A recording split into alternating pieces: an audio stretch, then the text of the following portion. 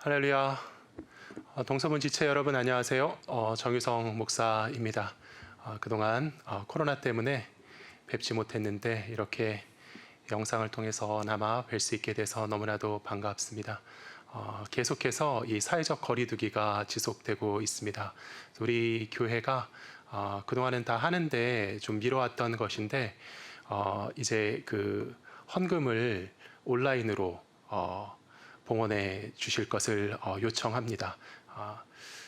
계속 지속되는 동안 지난번에는 정말 믿음으로 잊고 예배 드렸는데 나중에 다시 모였을 때 성도 여러분들께서 전부 다 채워주셔서 교회 재정이 진행될 수 있었습니다. 하지만 이제는 우리도 온라인으로 봉헌하면서 믿음으로 이 기간을 잘 이겨나가는 귀한 교회 되기 바랍니다. 우리 잠시 기도하겠습니다. 거룩하신 주님 감사합니다. 이 시간 예배로 불러주신 주님 마음문 열어주시고 크신 믿음으로 부어주시옵소서.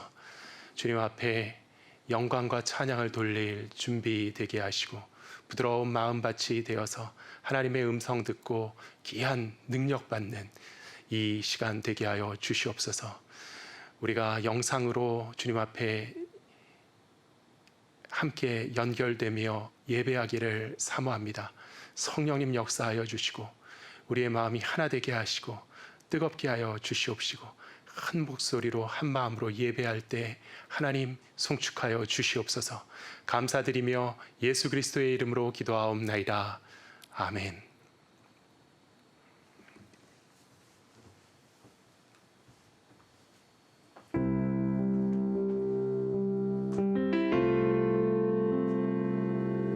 오늘도 우리를 예배로 인도하신 분, 모든 이름 위에 뛰어난 이름 예수 그리스도를 소리 높여 찬양하길 원합니다.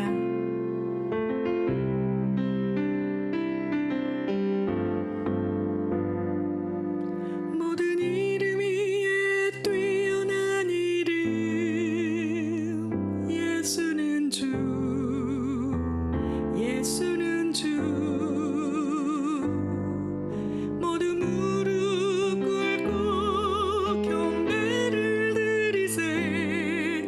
예수는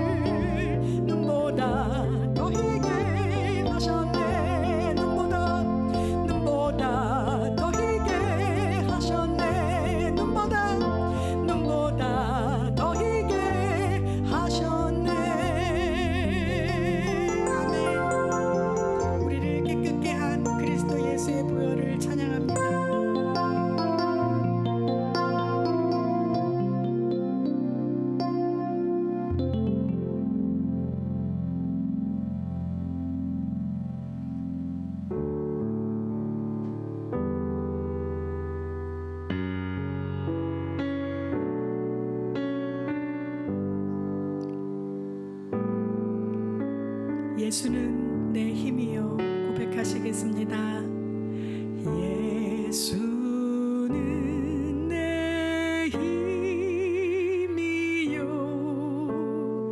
나의 기쁨 내 참 소망 그 이름의 생명이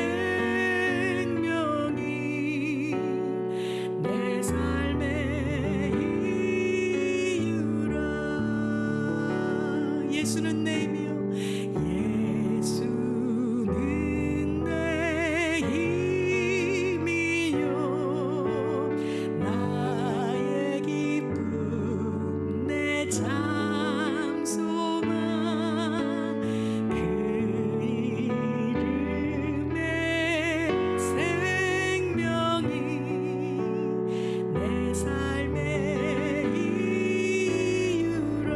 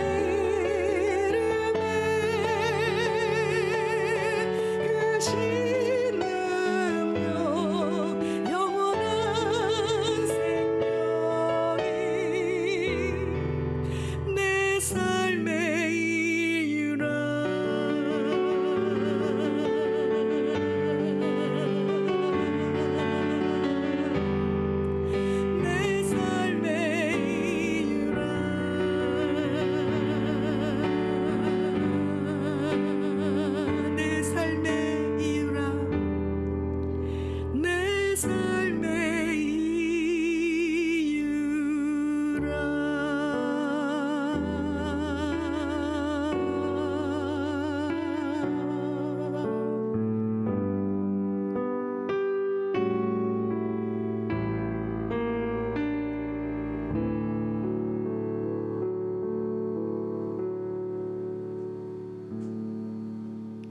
아멘.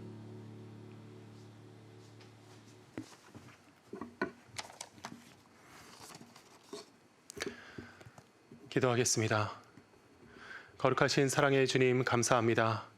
하나님 앞에 예배자 되어서 빈손 들고 나오지 아니하며 믿음과 정성으로 봉헌할 수 있는 놀라운 은혜와 특권을 허락하여 주시니 감사합니다.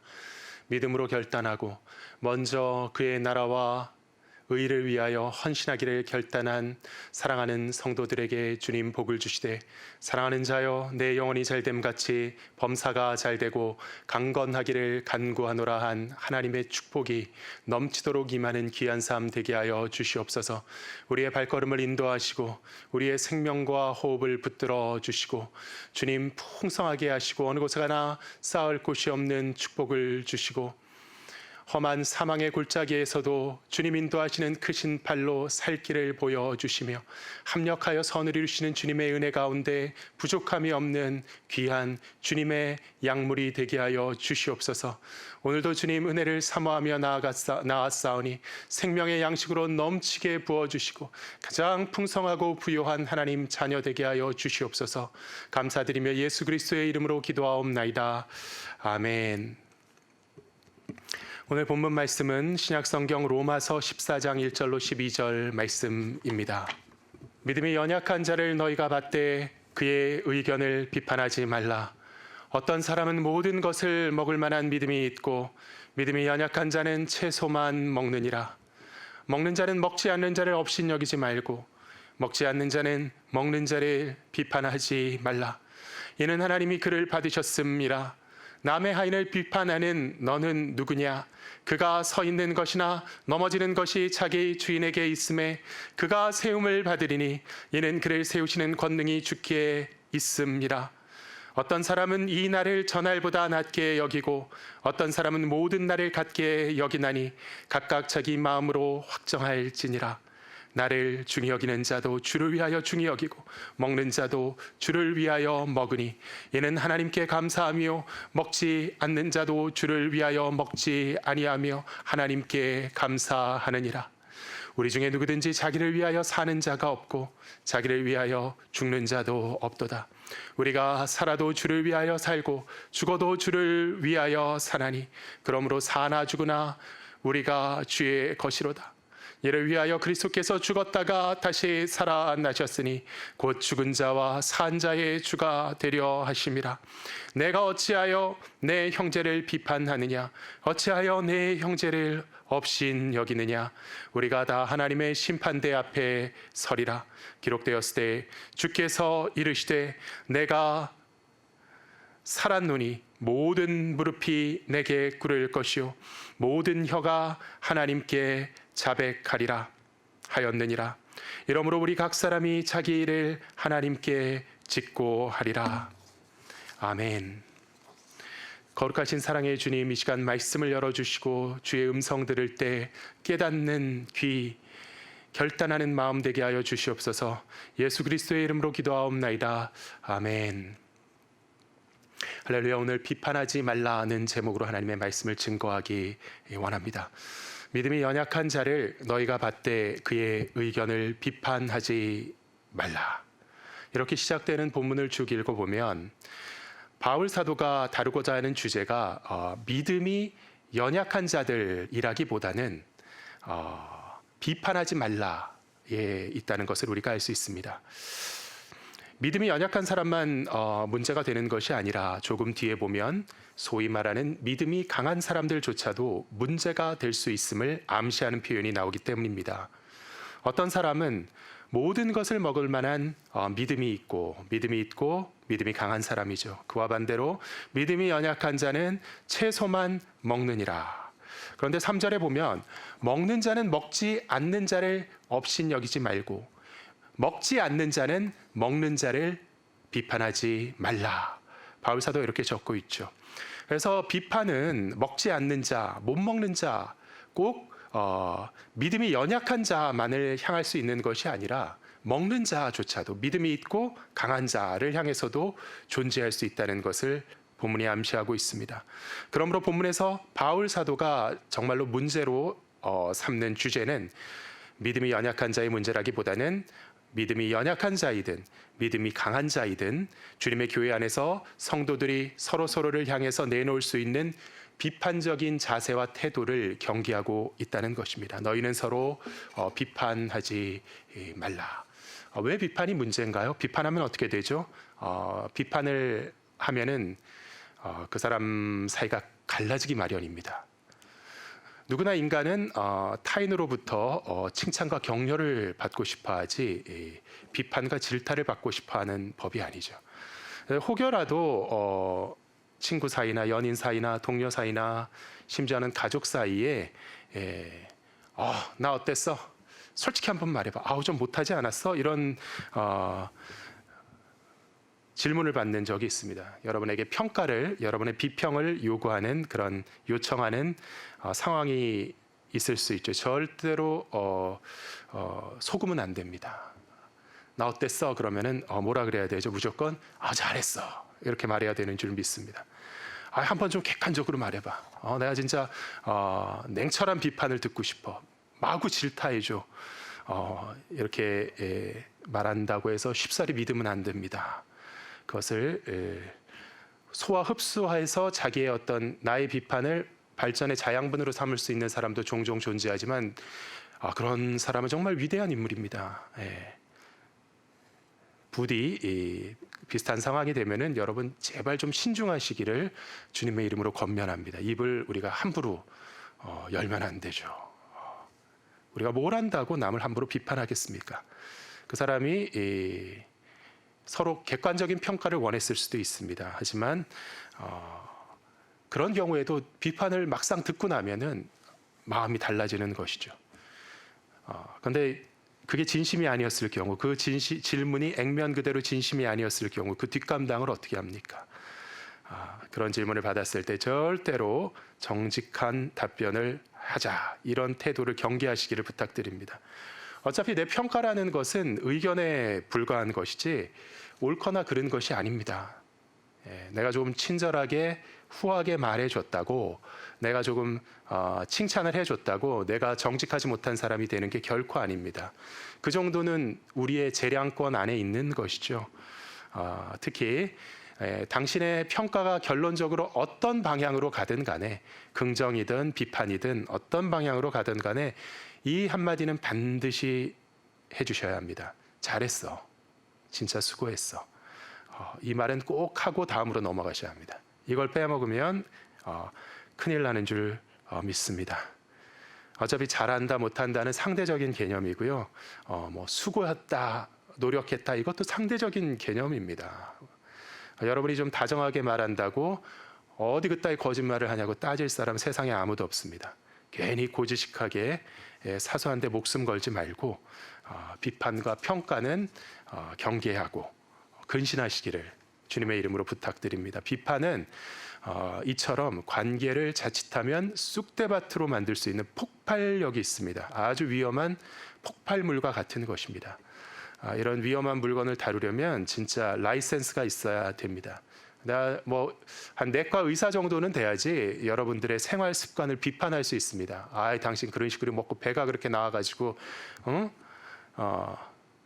오래 못 살아, 이런 막말을 내가 한 의사 정도 되면은 해도 될까 말까 하지만 함부로 해서는 안 되는 거죠. 비판하지 맙시다. 비판을 삼가야 하겠습니다. 믿음이 연약한 자를 너희가 받되, 혹은 믿음이 강하다고 거들먹거리는 사람들이 또 있을 수 있는데 그들도 너희가 받되. 그래서 받는다라는 것은 영어로 accept, receive 이런 받는다, 받아들인다라는 것은 한국말에도 두 가지 정도의 뉘앙스를 가질 수가 있습니다. 그것은 하나는 적극적인 의미, 또 하나는 수동적인 의미, 이 두 가지를 모두 가질 수가 있죠. 받는다 그럴 때 어떤 대상을 받아들인다 할 때 적극적으로 인정하고 수용하며 영접한다라는 의미도 될 수 있고요. 수동적으로 마지못해 그냥 묵인한다 이런 의미도 될 수 있습니다. 이 둘 중에 어떤 게 원문의 의미일까요? 원문의 표현을 보면은 명백하게 전자라고 생각됩니다. 여기서 사도 바울이 믿음이 연약한 자를 여러분들이 받되 할 때 이 받는다는 것은 적극적인 수용을 의미하는 것입니다. 영어 번역 가운데 좀 좋은 번역이 웰컴입니다. 웰컴. 격하게 환영하는 것이죠. 믿음이 연약한 자, 아휴 마지못해서 내가 그러려니 하고 포기하는 것이 아니라 격하게 환영하며 영접해야 한다는 것입니다. 지금 이 바울 사도는요 계속해서 교회의 연합과 결속을 가르치고 계십니다. 하나님의 복음의 비밀은 어디에 있다고 그럽니까? 교회에 있도다. 하나님의 은혜의 신비는 어디에 있다고요? 교회에 있도다. 하나님의 복음의 핵심 내용이 하나님의 은혜와 사랑이라면 이 교회가 바로 그 사랑의 구현체인 것입니다. 우리가 하나님의 사랑을 간직하며 복된 삶을 살아가는 여러 가지 선택지가 있는데 여러 가지 실천을 할 수 있는데 그 중에 하나가 교회 나가는 것이 아니라 교회는 아주 본질적이며 교회는 아주 전체적인 하나님의 명령 그 자체와 일치하는 외연입니다. 사랑이 무엇입니까? 사랑은 반드시 함께하는 것인 줄 깨닫습니다. 사랑은 서로가 있을 때 사람과 사람의 사이에서 성립하는 것입니다. 혼자 하는 사랑, 사실 그런 것은 없습니다. 나를 사랑하는 자기애, 나르시시즘, 매일마다 혼자 거울 보면서 희죽희죽 웃는 거, 이런 거는 사랑이 아닙니다. 이것은 반대되는 것입니다. 이기심은 사랑의 반대입니다. 자기애는 사랑의 한 종류가 아니라 사랑의 반대의 개념입니다. 사랑은 자기를 넘어서서 다른 대상과 합일하는 능력과 감정입니다. 그것은 곧 하나님이며 그러한 일이 거룩한 것이라고 성경은 가르칩니다. 혼자 떨어져서 나만의 성을 구축하고 속세를 초월한 듯이 혼자 우월한 존재인 것처럼 혼자 독불장군이 되는 것이 경건이 아니라 불편한 것을 감수할지언정 나는 이웃과 함께 있겠다. 이웃에게 다가가는 것이 사랑이며 거룩한 삶의 본질입니다. 그러므로 교회는 그 자체가 복음의 정수이며 복음의 목적입니다. 교회는 함께 모인 것입니다. 우리의 삶에 서로 사랑함이 없다면 우리 성도로서의 순례는 지극히 불완전한 것이 될 것입니다. 우리 인생을 살아갈 때 성도의 실천을 하는데 교회가 없고 이웃이 없고 함께함이 없고 연합함이 없고 사랑함이 없다면 내가 아무리 수도원에 들어가서 혼자 수도를 한다고 하여도 그것은 불완전한 것입니다. 우리가 서로 성도의 연합함이 없다면 사랑의 연합함이 없다면 우리는 실로 아무것도 아닌 것이라고 성경은 가르칩니다. 우리가 서로 사랑하는 교회의 공동체를 이루려면 함께하며 모이기에 힘써야 합니다. 연합하면서 서로를 내 몸으로 여기며 아끼고 사랑해야 하는 것입니다. 그렇다면 믿음이 연약한 자를 혹은 믿음이 너무 강해가지고 안 입고 온 사람을 우리는 어떻게 해야 됩니까? 서로 받아주어야 합니다. 격하게 환영하며 용납하고 인정하고 그에게 다가가야 합니다. 받아준다는 것은 간단히 용인한다거나 묵인하는 정도가 아니라 적극적으로 기쁨으로 그 사람을 끌어안는다는 의미가 되죠. 그런데 이 환영과 수용을 위해서 우리가 반드시 해야 되는 실천이 있다고 바울 사도는 얘기합니다. 어떻게 하면 우리가 그 사람들을 용납할 수 있는가? 어떻게 하면 이렇게 적극적인 수용을 할 수 있는가? 그 비결은 바로 비판을 하지 말자라는 이 원칙에 있다는 것이죠. 그의 의견을 비판하지 마세요. 바울 사도는 우리에게 당부합니다. 여기서 비판한다라는 말도 이 비판한다라는 행위도 두 가지의 층이 있죠. 첫째는 생각의 차원의 비판이 있을 수 있고 둘째는 말로 표현된 비판이 있을 수 있습니다. 굳이 생각만 하지 그것을 꼭 입 밖에 끄집어내지 않고는 못 견디는 사람이 있습니다. 그래서 우리가 그런 사람을 주로 비판한다 이렇게 얘기를 하는데, 말을 해야 아니까 우리는 흔히 비판한다 그러면 말로 소리내서 얘기하는 그 비판을 생각합니다. 하지만 생각만으로 판단하는 것이 비판이 될 수 있습니다. 원래 이 비판이라는 것의 냉철한 의미는 판단이라는 것이거든요. 비판적인 사고. 비판의 핵심은 사고에 있는 것이죠. 내가 그 사람을 이렇게 생각한다. 이것이 비판인 것입니다. 원문에 보면은 디아크리시스라는 헬라어가 쓰이고 있는데 이것도 판단이란 뜻입니다. 판결한다는 것이죠. 그래서 비판을 머리와 생각으로 하고 마음에 담아둘 수도 있습니다. 그리고 두 번째로 그것을 담아두지 못하고 굳이 말로 꺼내서 표현하는 수도 있습니다. 그렇다면 여기서 본문에서 얘기하는 사도 바울이 하지 말라고 하는 비판은 어떤 것일까요? 마음의 비판일까요? 아니면은 말로 표현하는 비판일까요? 문맥을 가만히 묵상하면서 우리는 마음의 비판을 하지 말라는 말 같다. 심지어는 마음의 비판조차도 하지 말라는 말 같다라는 두려움을 떨쳐버릴 수가 없습니다. 마음의 생각의 비판조차도 그 사람에 대해서 품지 말아라. 왜냐하면은요, 말로 표현을 안 하면은 마음으로는 비판을 하는데 마음으로는 저 사람을 불편하게 생각하는데 굳이 말로 표현을 안 하면 불필요한 분란은 피할 수 있습니다. 하지만 말로 표현을 안 했다고 해서 내 마음에 그러한 그 사람을 향한 불편한 의견이 있다면 나와 생각과 의견이 다른 그 사람을 진심으로 환영하며 적극적으로 수용하기는 사실 굉장히 힘듭니다. 마음에는 안 드는데 그래도 괜히 난리 날까봐 말로 표현을 안 하고 내가 참는다. 이런 상태일 때는 그 사람과 내가 가까워질 수 있겠습니까? 오히려 더 멀어지고 소원해지기 마련이라는 것이죠. 차라리 속에 묵혀놨던 것, 내가 그 사람을 향해 갖고 있는 불만과 비판을 한번 시원하게 얘기하고 나면은 뭐 싸우든 말든 나중에 다시 한번 관계가 합해질 가능성이 조금 있을 수 있지만 생각이 따로 있는데 말을 안 하고 꿍 하고 있는 사이면은 점점 더 불편해지기 마련이죠. 그러다가 아예 안 보게 될 가능성이 높습니다. 이 바울 사도는 형제를 어떤 경우에도 인정하고 영접하고 환영할 수 있기 위해서 여러분은 비판을 하지 말라 이렇게 말씀하셨는데 이 비판은 그러므로 생각의 비판조차 하지 말라는 가르침이라고 이해하는 것이 타당할 것입니다. 당신의 생각조차 그 사람을 비판하지 마십시오. 그래서 아버지께서 예전에 설교하실 때 판단정지라는 표현을 많이 쓰였습니다. 로마서에 나오는 그러한 교훈이라고 할 수 있죠. 그 사람이 잘못되었다는 비판적 판단의 생각, 그런 생각이 강하게 들면은 참 괴롭습니다. 그때 바울 사도는 뭐라고 말씀하십니까? 당신의 생각을 뜯어 고치십시오. 그 사람이 잘못됐다는 판단이 당신을 강하게 사로잡으면, 당신을 고통스럽게 만들면 당신의 마음을 바꿔먹으십시오. 그의 의견을 비판하지 말라. 마음으로조차 생각으로조차 다른 사람을 비평하지 말아라. 그를 수용하고 이해하고 인정해라. 그래야 그를 받아들일 수 있고 우리가 서로 그렇게 받아들여야만 교회는 성립될 수 있다. 바울 사도의 당부입니다.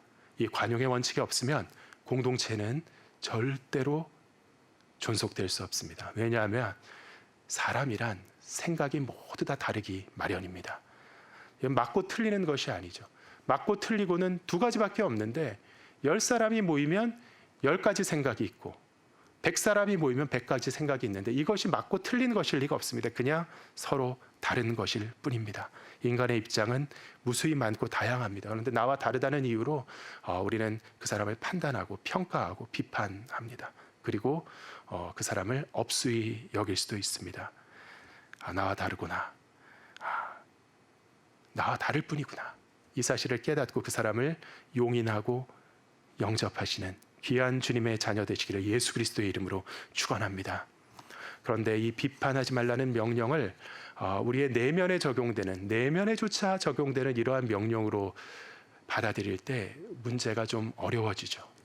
말은 참을 수 있는데 어떻게 생각조차 막을 수 있는, 내 눈에 보니까 틀렸는데, 내 눈에 보니까 답답한데, 내 눈에 보니까 저 사람 모자란데, 내가 딱 보니까 저 사람 안 입고 온데, 이러한 생각조차 어떻게 우리가 막느냐는 것이죠. 그냥 인간으로서는 불가능합니다. 우리의 내면이 근본적으로 지각 변동을 하지 않으면 불가능한 일입니다. 많은 경우 판단은 그 자체가 불가피한 것처럼 보입니다. 눈에 보이는데, 귀에 들리는데, 생각에 밟히는데 어떻게 판단을 안 하나? 어떻게 안 할 수 있는가? 애초에 생각을 고쳐 먹어야 한다는 것입니다. 이러한 태도의 근본적인 변화는 복음의 영접, 복음을 믿어서 구원받아 거듭난 성도의 심령과 밀접한 관계가 있습니다. 이 복음을 믿는다는 것은 우리 각자의 품고 있던 신념의 체계에 또 다른 하나의 신념을 추가하는 것에 불과한 것이 아닙니다. 이 복음은 우리 안에 들어오면 예전에 내가 갖고 있던 모든 생각들에 도전을 줍니다. 모든 생각들을 무너뜨립니다. 완전히 내 내면을 뒤바꾸는 강력한 역사를 일으키는 메시지가 바로 복음인 것입니다. 모든 것들이 도전받고 거의 모든 내 내면이 붕괴되는 그런 역사가 예수 그리스도를 영접하는 순간 일어납니다. 십자가의 복음은 우리의 사고 체계를 전복시킵니다. 세상을 대하는 우리의 근본 태도를 바꿔줍니다. 이 판단 정지, 이 비판 정지라는 효과가 이때 나타납니다. 복음의 역사와 효과에 있어서 매우 근본적인 부분이라고 저는 생각합니다. 예수 그리스도의 십자가의 복음을 받을 때 하나님을 그 복음의 빛 가운데 깨닫게 된 그 사람은 이상하게도 다른 사람에 대한 판단과 비판을 중단하는 그러한 특징을 보이는 줄 믿습니다. 그래서 옛날에는 굉장히 그 일이 나를 길길이 날뛰게 하는 대단한 문제처럼 여겼는데 사람이 너그러워진다고 흔히 얘기하죠. 사람이 온유해진다고도 흔히 말합니다. 이것이 복음 안에 나타나는 우리의 변화인 줄 믿습니다. 이건 하나님께 성령께서 우리에게 일으키신 이 역사를 우리가 깨닫고 붙잡고 계속 다듬어서 교회 안에서 어떤 믿음과 신앙에 관련된 주제에 있어서 의견을 달리하는 형제에게조차도 우리가 온유함으로 관용할 줄 아는 그러한 태도를 가져야 한다고 바울 사도는 우리를 가르치고 계십니다. 어떤 복음의 내용이 우리를 이렇게 바꾸어 놓을 수 있을까요? 복음을 묵상하면서 말씀을 정리하기 원합니다. 첫째, 복음은 근본적으로 죄인인 우리에 대한 하나님의 용납하심을 선포하는 메시지인 것입니다. 3절에 보면은 먹는 자는 먹지 않는 자를 업신 여기지 말고 먹지 않는 자는 먹는 자를 비판하지 말라. 이는 하나님이 그를 받으셨음이라. 이는 하나님이 그를 받으셨음이라. 이 한마디 말씀, 이것이 놀라운 복음의 축약, 완벽한 복음의 요약이라고 확신합니다. 하나님께서는 예수 그리스도 안에서 저와 여러분을 받으셨습니다. 하나님께서 바로 당신을 받으셨습니다. 예수님 날 위해 죽으셨네. 왜 날 사랑하나? 겸손히 십자가 지시었네. 왜 날 사랑하나? 이 하나님의 사랑을 드러낸 십자가의 의미는 용서와 용납인 줄 깨달아야 하겠습니다. 하나님께서 우리를 받으셨다는 것은 하나님께서 우리에 대한 비판을 멈추셨다는 것입니다. 하나님께서 우리를 향한 판단을 정지하셨다는 것입니다. 이 천지를 지으신 측량할 수 없는 지혜와 명철을 가지신 전지하신 하나님께서 우리 인간보다 생각과 사고가 어둡고 둔하셔서 지혜가 부족하셔서 우리에 대한 판단을 못하시는 것이 아닙니다. 어떤 목사님께서 그리스도의 은혜를 설명하는 설교를 하실 때 하나님의 사랑을 선포할 때 이렇게 말씀하신 것이 기억납니다. 하나님은 바보시라고. 정말 그분은 미치셨다고, 어떻게 나와 같은 죄인을 위해서 그 하나밖에 없는 아들의 생명의 모든 물과 피를 다 쏟게 하실 수 있느냐. 그 한 방울조차도 아깝고 그 한 방울조차도 더 중한데 어떻게 하나님은 그럴 수 있느냐. 우리가 복음을 확실히 믿고 그 은혜가 믿음을 통해 자신에게 적용되었다는 것은요, 자기의 죄가 이 예수의 보혈 안에서 하나님께 완전히 용서받았다는 사실을 깨달았다는 것을 의미합니다. 그리스도의 십자가의 복음을 믿고 하나님의 성도가 된 우리는 그 누구도 더 이상 죄인이 아닙니다. 그 무엇도 더 이상 우리를 정죄함이 없습니다. 하나님의 완전한 용서를 받았기 때문에 주홍과 같이 붉고 바다보다 더 크고 많고 중하던 내 죄가 예수의 공로로 깨끗하게 사함을 받은 줄 믿습니다. 그러므로 이제 우리는 그 누구도 하나님의 집에서 외인도 아니요 손도 아니요 하나님의 자녀인 것입니다. 확실한 용서, 확실한 영접. 더 이상 한 점의 죄도 기억하지 아니하시는 그 은혜를 알면서 기뻐하는 그 사람은요, 용서의 의미를 누구보다도 잘 아는 사람일 것입니다. 용서의 그 달콤한 맛을 누구보다도 잘 아는 사람일 것입니다. 하나님께서 어떻게 그 짓떨리는 나의 모든 반역과 죄악들을 잊고 용서하시고 아무것도 하지 못한 나를 그분의 자녀로 영접하시며 안아주실 수 있었을까? 더 이상 생각하지 않으시면서, 한 점도 그 일을 생각하지 아니하시면서 천국의 잔치를 여시고 그 한가운데 나를 앉히시고 기뻐하고 또 기뻐하실 수 있었는가? 하나님, 이제는 저도 생각하지 않겠습니다. 이제는 용서하겠습니다. 이러한 고백을 할 수 있기를 사모합니다. 예전에 정말 자잘한 것들을 용서할 줄 몰랐던 나, 감히 내 앞에서 옷을 그따위로 입어, 감히 내 앞에서 코를 파, 이런 걸로 분노하던 내가 자잘한 것들은 모두 잊고 하나님의 은혜의 영광을 찬송하옵니다. 하나님의 은혜의 영광이란 한마디로 쉽게 말해서 무엇입니까? 한마디로 그분이 나를 용서하셨다 라는 그 용서입니다. 이 용서와 용납을 배우는 데에서 그리스도인의 신앙교육은 출발하는 것입니다. 둘째로 복음은 하나님의 주권을 우리에게 가르칩니다. 성경의 이야기를 요약하면은요, 하나님께서 천지 만물과 함께 우리를 지으셨다고 말씀하시며 성경은 시작됩니다. 그러므로 본래 우리는 하나님의 소유인 것이죠. 하나님 우리를 지으셨으니 원래부터 모든 인간은 하나님의 소유입니다. 그런데 중간에 어떤 불미한 사건이 일어나서 하나님께서 우리를 그냥 버려버리실까 잠시 고민하시는 그러한 순간이 있었습니다. 그것은 바로 인간의 범죄라고 하는 사건이죠. 하나님은 본성이 거룩하신 분이시기 때문에 하나님은 죄를 죽이도록 미워하십니다. 죄를 그대로 용납하신다는 것은 거룩하신 그분께는 죽기만큼 불가능한 일이었습니다. 그런데 하나님께서는 결단을 하셨다는 것이죠. 우리를 버리시는 대신 그의 아들을 보내어 십자가에서 우리 죄를 지고 대신 죽게 하시고 사흘 만에 다시 살리셔서 인간을 구원하셔야 되겠다. 하나님께서 이렇게 결단하신 것입니다. 그 구원자이신 예수 그리스도를 우리 크리스천들은 우리의 구주라고 부릅니다. 구주, 구원자, 주님. 영어로 Lord and Savior. 미국 사람들은 Lord and Savior라고 예수님을 부르죠. 똑같은 말입니다. 우리를 구원하셨을 뿐만 아니라 그의 그 구원의 고유한 방법과 특징으로 인해서 우리의 생명의 주인이 되셨다는 것입니다. 자기의 생명으로 우리를 사신, 우리의 죄값을 치르고 우리를 사신 그분은 우리의 구원자이실 뿐만 아니라 우리의 주님이신 줄 믿습니다. 그러므로 이 기독교의 복음은 하나님의 철저하고 완벽한 거룩하고 무한한 주권을 우리에게 선포합니다. 우리 인생과 존재에 대한 하나님의 소유권은 예수 그리스도 안에서 완벽하게 회복되었습니다. 그러므로 우리는 고백하죠. 하나님, 당신이 제 모든 것의 주인이십니다.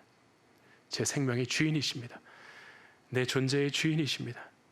그렇다면 내가 지금 불편해하고 있는 저 형제는 누구의 소유입니까? 그는 하나님의 소유라는 것이죠. 4절에서 바울 사도는 이렇게 묻습니다. 남의 하인을 비판하는 너는 누구냐? 내가 누군데 하나님의 소유를 비판하느냐? 우리는 전부 다 하나님의 소유인 줄 믿습니다. 하나님께서 자기의 소유물에는 도장을 찍으신다는 것이죠. 서부 영화에 보면은 자기 말에 도장을 찍어 놓습니다. 누가 훔쳐가면은 내 말을 훔쳐갔구나. 그 도장을 보고 알고 그 사람을 붙잡는 것이죠. 그리고 그 사람을 벌합니다. 그래서 첫째, 하나님께서 인간을 애초에 창조하실 때부터 하나님의 형상을 찍어 놓으셨다. 이것이 우리가 하나님의 소유임을 알리는 하나님의 도장인 줄 믿습니다. 둘째, 그리스도인들을 구원하실 때 하나님께서는 복음과 함께 성령이 들어가셔서 성령이 우리 안에 내주하시며 역사하시는데 성령으로 인을 치셨다라고 성경은 증거합니다. 이 성령님께서 하나님께서 우리가 당신의 소유이심을 알리시는 하나님의 도장인 줄 믿습니다. 그러므로 우리 각자는 하나님의 도장이 찍혀 있는 감히 악한 존재가 손댈 수 없는 하나님의 인이 찍혀 있는 봉인이 되어 있는 하나님의 소유인 것이죠. 이러한 증거를 통해서 인간의 고유한 인간성과 그리고 성령의 인침을 통해서 성도를 향한 하나님의 소유권을 하나님이 선포하시는데 그 소유된 형제 자매를 비판하는 것, 멸시하는 것은 그에게 인쳐져 있는, 그에게 찍혀 있는 하나님의 도장을 모욕하는 중한 죄인 줄 믿습니다. 그가 서 있는 것이나 그가 넘어지는 것이 자기 주인에게 있음에 그가 세움을 받으리니 이는 그를 세우시는 권능이 주께 있음이라. 우리는 모두 살아가는 동안 하나님께서 지으시고 빚으시고 세워가시는 그런 과정 속에 있는 존재인 줄 믿습니다. 우리는 누구도 완벽하지 않지만 모두가 다 과정 속에 있습니다. 선한 과정 속에 있습니다. 성장의 과정 속에 있습니다. 영광을 향해 가는 과정 속에 있습니다. 지금은 너무나도 부족해서 여러분 중에 어떤 분은 인간인 제 눈에조차 차지 못하는 그런 상태일 수 있으나 하지만 그렇다고 해서 그 누가 어떻게 감히 하나님의 자녀를 함부로 비판할 수 있겠습니까? 인간은 가능성의 존재인 줄 믿습니다. 나는 누구다. 나는 무엇이다. 확정된 것이 아니라 오늘의 나는 결코 내일의 내가 될 수 없고 내일의 여러분은 결코 그 다음 날의 10년 후의 여러분이 될 수 없는 것이죠. 우리는 날마다 변화해 갑니다. 예수 그리스도 안에서 날마다 더 타락해 가기보다 날마다 더 거룩하게 성장해 갈 수 있도록 우리를 불러주신 하나님께 영광과 감사와 찬송을 돌려드립니다. 그 사람이 만약 그리스도인이고 하나님의 장중에 있는 성령께서 인으로 인치신 하나님의 자녀라면 하나님께서 그 사람의 생명과 삶의 길을 붙들고 계신 줄 믿습니다. 그 사람의 성장을 하나님께서 주관하시는 줄 믿습니다. 오직 오늘 내가 보니까 너무 연약하고 오늘 내가 보니까 너무 교만하고 오늘 내가 보니까 너무나도 미혹하고 부족한 그러한 사람이 결코 거기서 멈춰 있는 사람이 아니라 하나님의 장중에서 소중히 양육되며 자라나는 하나님의 자녀인 줄 우리가 깨닫기를 사모합니다. 우리가 지금은 부족하고 연약해도 하나님의 권능으로 머자나 서리니 우리가 지금은 나그네 되어도 화려한 천국에 머자나 가리니 이 믿음으로 인생에 대한 소망을 품고 모든 성도를 긍휼히 여길 때 내가 그리스도의 사랑으로 형제를 영접하며 그를 품어줄 때 그 사람이 아름다운 주님의 형상을 이루며 귀하게 자라날 줄 믿습니다. 어떤 사람은 이 날을 전날보다 낮게 여기고 어떤 사람은 모든 날을 같게 여기나니 어떤 사람은 주일을 아주 특별하게 생각해서 성수해야 된다고 생각하고 어떤 사람은 주일만 특별하냐 모든 날이 나는 거룩하다 이렇게 생각할 수도 있는 것입니다. 둘 다 옳습니다. 그 우열을 우리가 판단할 길이 없습니다. 전부 다 하나님을 위한 마음인 것입니다. 각각 자기 마음으로 확정할지니라. 나를 중히 여기는 자도 주를 위하여 중히 여기고 먹는 자도 주를 위하여 먹으니 이는 하나님께 감사하며 먹지 않는 자도 주를 위하여 먹지 아니하며 하나님께 감사하느니라. 우리가 다 하나님께 감사하는 성도들, 그의 생각과 선택이 나와 좀 다르다고 해서 그를 비판할 필요가 없는 것이죠. 우리 중에 누구든지 자기를 위하여 사는 자가 없고 자기를 위하여 죽는 자도 없도다. 예수 그리스도께서는 우리 인생의 목적인 줄 믿습니다. 그가 우리의 목적 되심은 진리이며 사실상인 것입니다. 우리의 선택과 의지가 아닌 것이죠.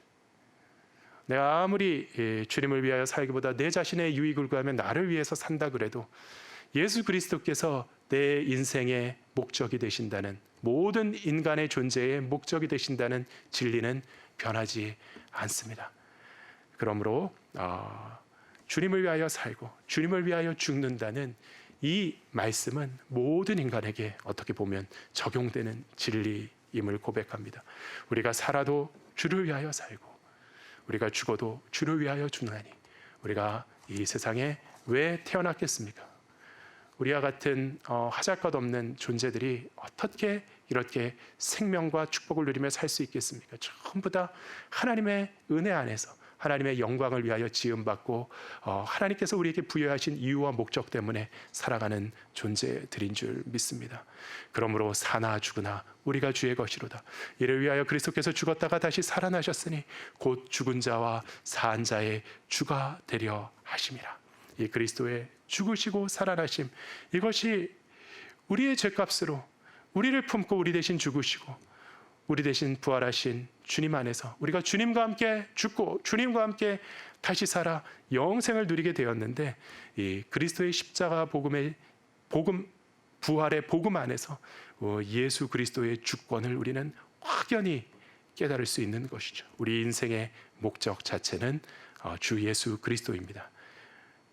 나의 나 된 것은 내가 아니요 내 생명은 나의 것이 아니요 내 인생의 주인은 내가 아니요 나의 주님은 예수 그리스도이신 줄 믿습니다. 그러므로 내가 다른 사람의 존재와 삶에 대해서 사실은 왈가왈부할 필요가 전혀 없는 것입니다. 내가 그 사람의 인생의 목적이 아닙니다.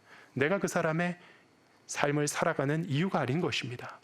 그가 살아가는 것이 나를 위해서 살아가는 것이 아닐진데 나는 아무 상관없고 권리도 없고 자격이 없는 존재인데 그 사람의 인생에 대해서 내가 뭐라고 말할 자격이 없는 것이죠. 하나님을 두려워함으로 하나님의 소유된 자에 대한 나의 판단을 유보하는 것은 그러므로 우리에게 얼마든지 가능하며 또 반드시 해야 되는 일인 줄 믿습니다. 내가 어찌하여 내 형제를 비판하느냐, 어찌하여 내 형제를 업신여기느냐. 우리가 다 하나님의 심판대 앞에 서리라. 기록되었을 때 주께서 이르시되 내가 살았노니 모든 무릎이 내게 꿇을 것이요 모든 혀가 하나님께 자백하리라 하였느니라. 이러므로 우리 각 사람이 자기 일을 하나님께 짓고 하리라. 마지막으로 하나님의 이 주권, 하나님의 주되심 안에 포함되는 마지막 요소가 바로 이 judgeship, 하나님의 심판자 되심이라는 개념인 줄 믿습니다. 하나님의 주권이라는 것은 하나님께서 심판자이시다라는 것을 함축하고 있습니다.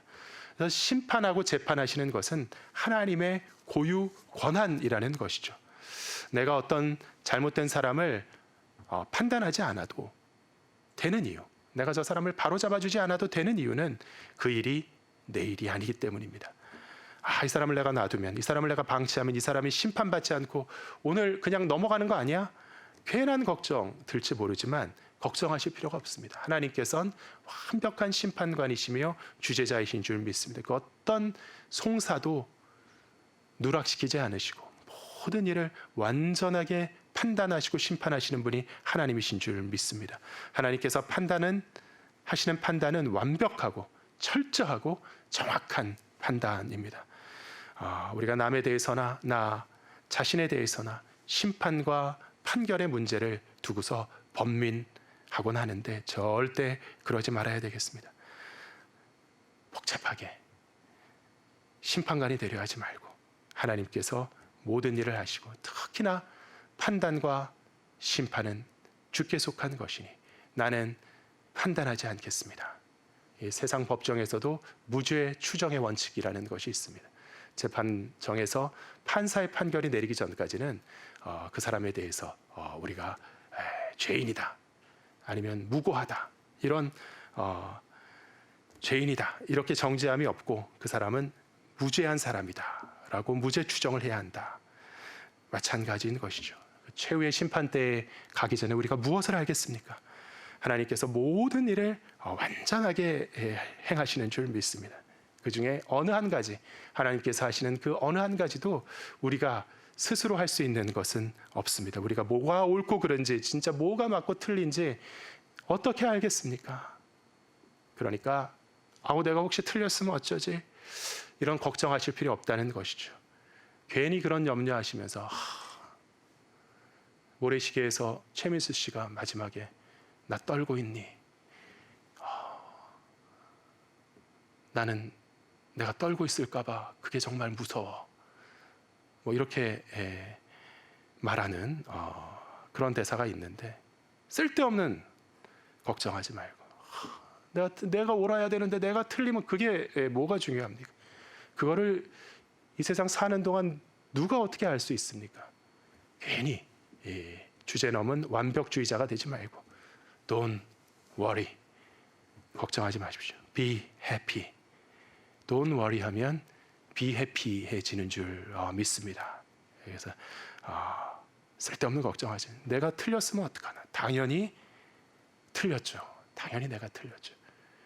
온전한 사람, 완벽한 사람 없습니다. 저는 실수투성이입니다. 하지만 우리가 붙잡고 사는 은혜는 나의 완벽함이 아니죠.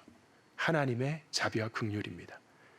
나는 부족하고 분명히 나는 오류가 있지만 우리에게는 하나님의 은혜가 있습니다. 내가 부족해도 하나님께서는 나를 사랑하는데 아무 지장을 못 느낀다 이렇게 말씀하십니다. 네 있는 모습 그대로 예수를 믿고 그 믿음으로 나에게 나오면 내가 너를 사랑한다. 거룩하신 주님, 주님을 송축합니다. 주님을 사랑합니다. 주님을 찬송합니다. 이 고백만 하며 감사하며 서로를 용납하며 서로 연합하여 아름다운 교회를 이루며 하나님을 기쁘시게 해드리며 살아가는 귀한 우리 동서문교회 성도들이 되시기를 간절히 사모하며 예수 그리스도의 이름으로 축원합니다. 기도하겠습니다. 거룩하신 사랑의 주님 감사합니다. 우리의 마음에 이 판단과 비판의 정지, 남을 참소하는 그 마음의 중단이라고 하는 놀라운 은혜를 주시옵소서. 그 가운데 우리도 자유로워지게 하여 주시옵소서. 주님께서 주시는 생명과 은혜의 기쁨을 풍성하고 무한히 누리는 그 능력의 비밀을 깨달아 알게 하여 주시옵소서. 우리가 서로 용납하고 서로 받아들이며 연합하여서 아름다운 교회를 이루고 그 한 몸의 유기체가 주님의 은혜로 누리는 풍성한 생명을 받아 누리는 귀한 성도 되게 하여 주시옵소서. 모이기에 힘쓰고 말세일수록 모이기를 패하는 자들의 미혹을 받지 말라고 하신 말씀 그대로 교회는 모여야 하며 함께하여야 되며 사랑해야 하는 줄 믿습니다.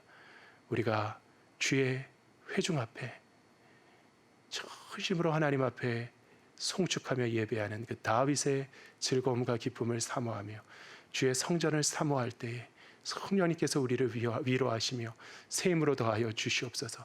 이 코로나의 계절에 하나님 우리가 낙담하는 것이 아니라 더욱더 목마른 갈망으로 교회와 교제와 연합과 함께 드리는 예배를 사모하며 주님 앞에 간구하는 교회 되게 하여 주시옵소서.